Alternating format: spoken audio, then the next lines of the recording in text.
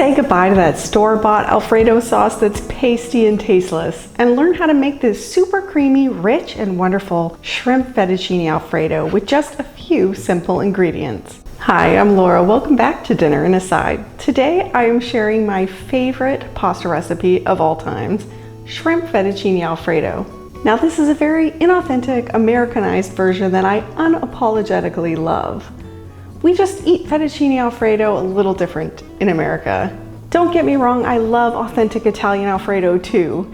They're really not that different actually. The one that I'm making today has cream in it, but we are still using two of the most important Italian ingredients. That's fresh fettuccine and fresh Parmigiano-Reggiano. With these two ingredients, you really can't go wrong. Proper prep is the first secret to a stress-free cooking experience. It's the difference between control and chaos in the kitchen. So we're gonna get all of our ingredients ready to go before we start cooking. First up, the star of the sauce is the cheese. It is absolutely non-negotiable that you use a fresh block of Parmigiano-Reggiano cheese. Those pre-shredded cheeses, they have an anti-caking agent on them.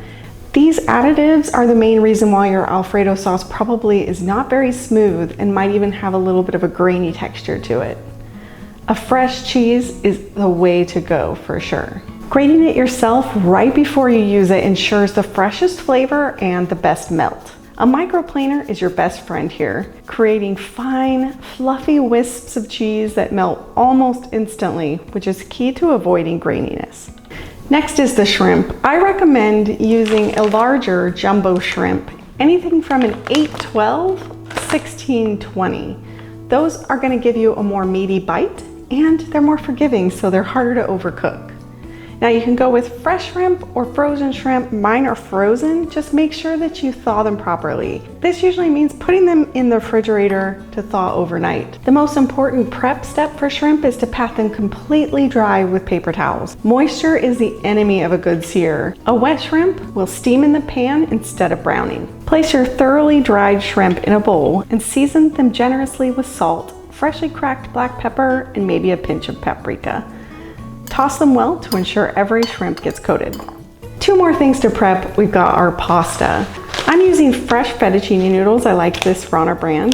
These are really great to use because they cook in just 2 minutes.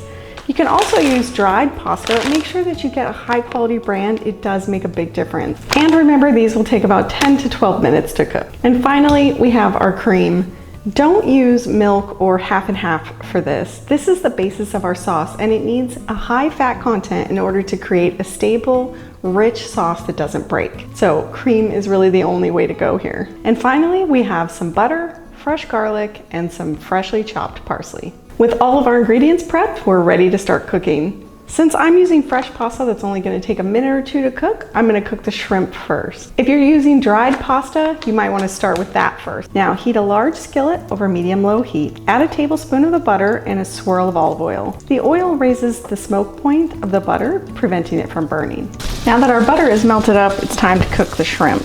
The two top tips for cooking the perfect shrimp is low heat and not overcrowding the pan. I'm just cooking 2 servings of shrimp here. If you're cooking more, you might want to do this in batches because you want there to be space around the shrimp.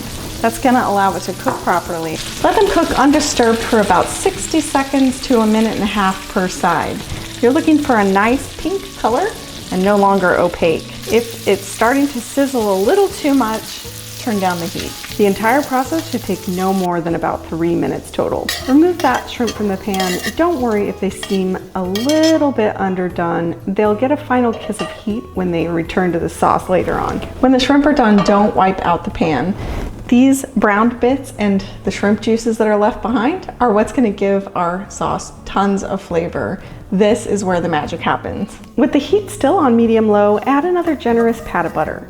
As it melts, use a wooden spoon to scrape up all of those flavorful brown bits. That's the fond from the bottom of the pan. Once the butter's all melted, then you can add your minced garlic. We're just gonna put this in here for maybe 30 to 60 seconds so that it can bloom a little bit. You wanna be really careful because garlic can be quite bitter, and if it's overcooked, it's gonna ruin your sauce. So keep an eye on it. You just want it to bloom slightly in flavor. You can already smell it. Now slowly pour in your heavy cream. Bring it to just a gentle simmer, not a rolling boil, and let it bubble softly for a few minutes, stirring it occasionally. Okay, we're gonna let the cream simmer for a little bit, so this is a really great time to cook the pasta. Now I have a large pot of water here coming to a boil, and I'm gonna make sure that I season it really well with salt. This is gonna give the pasta a chance to season really well on its own. You want this to be as salty as the sea, so don't skimp on the salt. Add the fettuccine and give it a quick stir. Let it cook for just a minute or two. We're cooking it to al dente, still a bit of bite to it. Overcooked mushy pasta is the cardinal sin, especially in a dish like this, where it will continue to cook slightly when we combine it with the sauce later. Okay, the cream has reduced a little bit here, so we're ready for the final step. Go ahead and turn the heat down. I've turned mine all the way off. You want it at the lowest setting because we're gonna add the cheese now. And when you add the cheese and the sauce is too hot, that's where that weird curdled texture comes from, and your sauce might actually break. The proteins in the cheese will separate from the fats, and that's what creates that sort of curdled texture. So go ahead and add this in really slowly, and then keep your whisk handy and we'll just whisk that in. Give it time to melt into the sauce slowly. Just keep whisking until the sauce is smooth, creamy, and slightly thickened. It should coat the back of a spoon. Okay, I'm just gonna turn this back up to a really low heat if you turned it off. If you didn't, you're in good shape. And we're just gonna go ahead and add our pasta right in there. Move it around, toss it, get it all nice and coated in that sauce. Now we can add the shrimp back in with any of the pan juices. And we're just gonna toss that around a little bit, get them all nice and coated. You don't wanna cook this for too long, maybe another 30 to 60 seconds, just to warm back up the shrimp. You don't wanna cook them anymore or they might become overcooked. And toss in a generous handful of that chopped fresh parsley. Look at that, it's unbelievably creamy and rich. And you made it right in your own kitchen with just a few ingredients. Can't beat that. If you enjoyed this video and want more pasta recipes, be sure to check out our pasta series right here. You'll be making restaurant quality pasta dishes at home in no time.